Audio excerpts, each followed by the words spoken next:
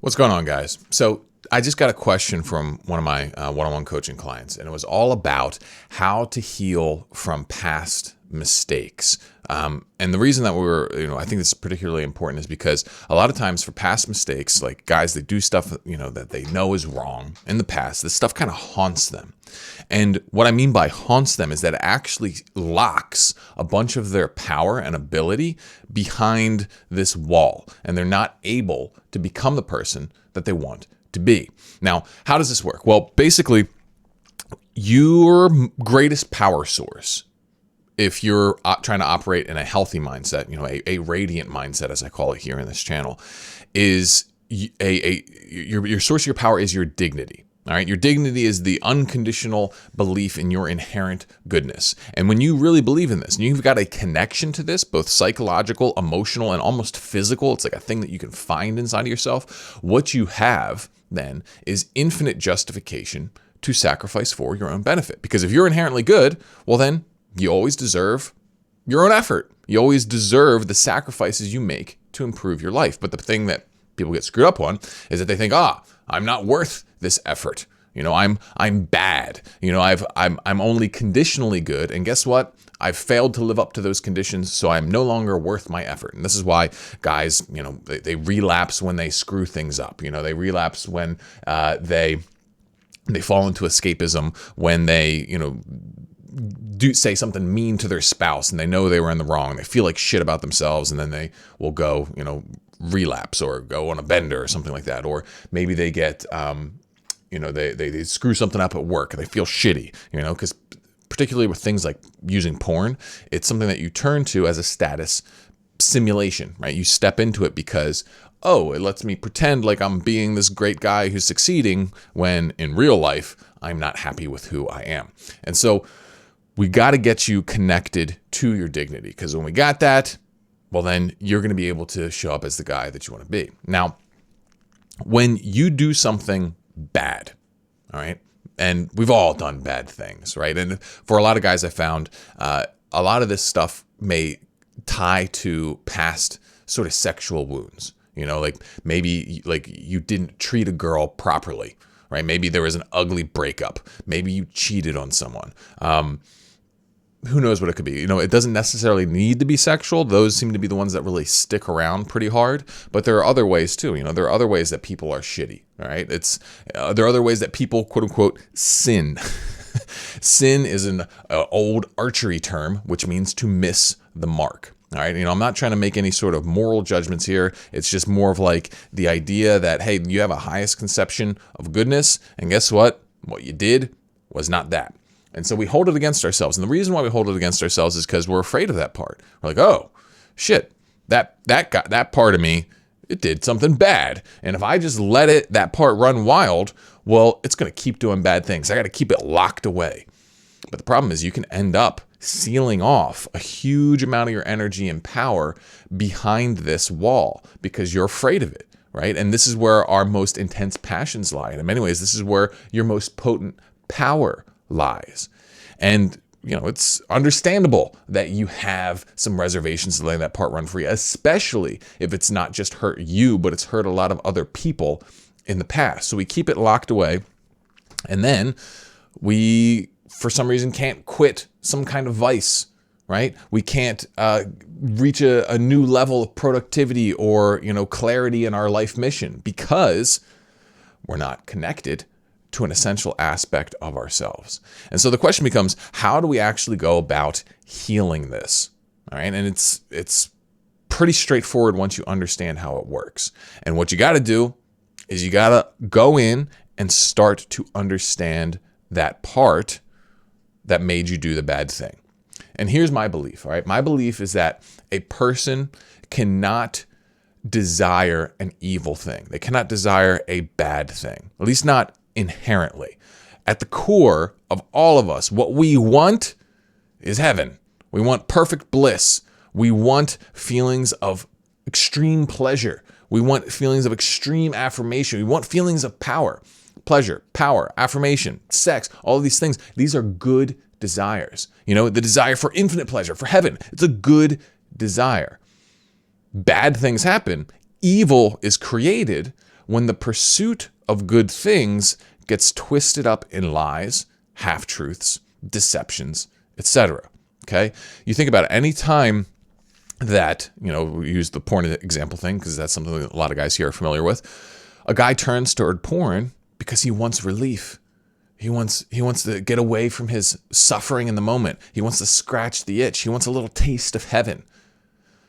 Those desires are good desires. That's not a bad thing. Pleasure is not a bad thing. To want relief is not a bad thing.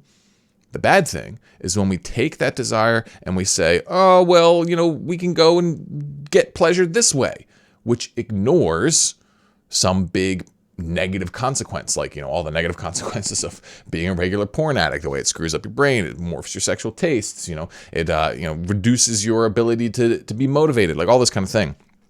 And so what I've called this before is the turd sandwich analogy. Okay, like that's what a sin is. That's what a bad decision is when you only look at one part of the equation and you ignore the rest. It's kind of like me saying, hey, here, you want this sandwich? It looks delicious, right? Like, oh, you see, it's like the most perfect sandwich, exactly the way you like it made. And you're like, oh yeah, that does look amazing. And then I lift off the top, piece of bread and there's a dog turd in it. And all of a sudden, do you want it? No. But the problem is a lot of us, we will just not look. Even if we know there's a dog turd in it, we're like, oh, no, we're just going to lie to ourselves and pretend that it's all good. And then we take a bite out of it. And maybe it even tastes good at first, but eventually, we hit the shit. And, it doesn't taste good. It makes us sick afterward, maybe, or, whatever it is. And that's pretty much what always happens. The sandwich itself, the core thing we're after might be a good thing, but we're not being honest about how we're doing it. So, for example, maybe you were in a relationship and you cheated on your partner, okay? And you're carrying the guilt around with that. Or maybe you used them or you were unfair to them or something like that. Well, why did you do that?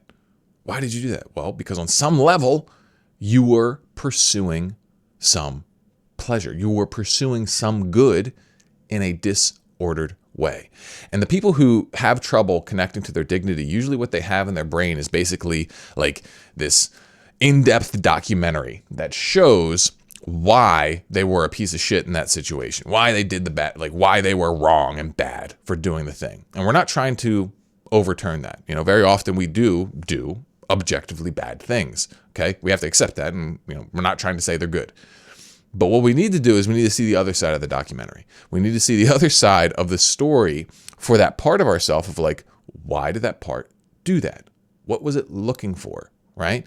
And so maybe in the instance of cheating, it's like you felt like you weren't getting your desires met and you wanted, and that made you feel a negative emotion. It made you feel lacking. It made you feel longing, right? At the core, if you follow my previous videos, the core issue is always a sadness. It's the looking at your reality and feeling like it's tragically lacking what you want.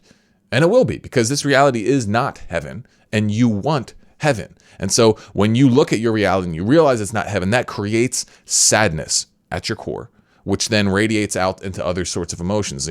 Sadness shaken up could be, anger, it could be fear, it could be anxiety, it could be any number of these things. But ultimately, it's this core negative emotion of a part of you experiencing a life tragedy of not getting what you want. And so if you can connect with that part of yourself, it's like, well, yeah, that part of me was looking for something good, just in a bad way.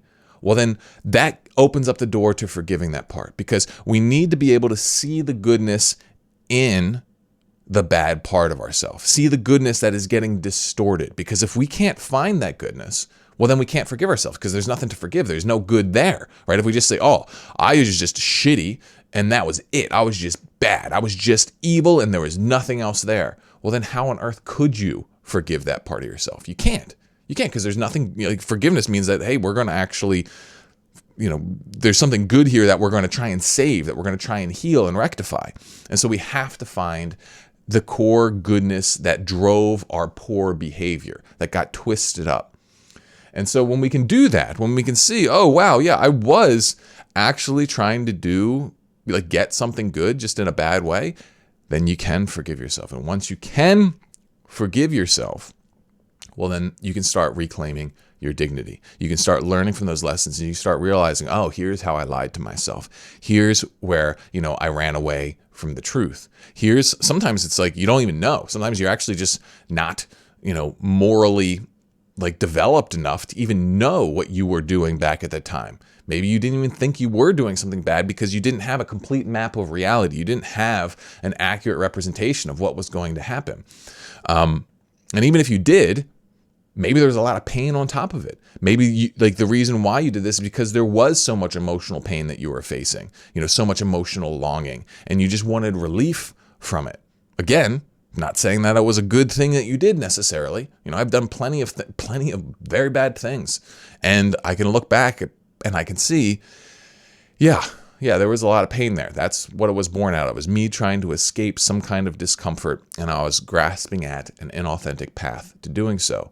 And while that action wasn't good, I can forgive myself. I can get why I did it, right? And so if you want to see if you've got stuff like this, you got to think back to, there's big blow-ups in your life, those things that went wrong.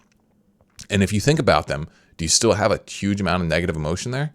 Well, chances are that means that you haven't fully processed it. That means that you haven't saved the good part of you that is trapped in that negative circumstance. And so we have to go back into it. We have to understand that person. We have to understand the goodness that person was pursuing poorly, and then bring them back into the fold of our consciousness.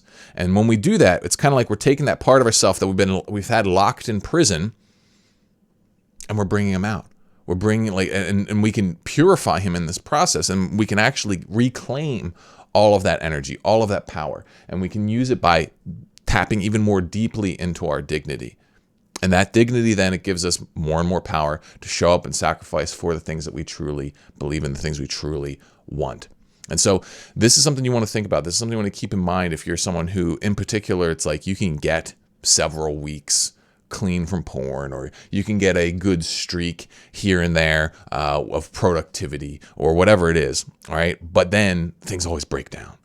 Well, at its core, the reason things always break down is because you lost sight of what were the good sacrifices to make, or you lost the motivation and the justification for making those sacrifices. And a lot of that just has to do with you feeling like you're not worth it. And hanging on to these past wounds, these past sins, whatever you want to call them, these are one of the biggest reasons why people get stuck like that. So make sure you scan yourself, right? If you feel like you're getting stuck, and see, what is it that I need to forgive here? What is it that I need to heal? What part of myself do I have locked in a cage that needs to get rehabilitated? Let me know in the comments below if you guys have anything like this. If you're able to see this kind of sort of self-loathing as a thing that can block yourself, and let me know if this advice helps. If it doesn't, let me know where you're getting stuck at, and I can delve deeper into this. But the big thing here, guys, is that this work is something that's got to be ongoing. And for some people, they need to even have other people validate what they go through. So this is where, having a therapist or something, or a coach, or even just a community like what we have in the Self-Mastery Club is really important for, because it can be difficult to really tell yourself, yes, I forgive myself. It's almost like you need to have other people there to say, yeah, you're actually allowed to do that. Because until you have someone else that tell you that it's okay to do that, it feels like it's almost unjust, right? Again, we're not trying to say that you're allowed to do shitty things and that's okay. It's more just because you do shitty things doesn't mean you have to hate yourself for forever about it, right? So, if you want more help with this, if you want to be part of a community of guys who are doing this kind of work, make sure you check out the Self-Mastery Club by checking out the Manhood Mastery training that I have in the link here. But that's pretty much what I have for you guys here today. Ooh, yeah, I'll see you on the next one.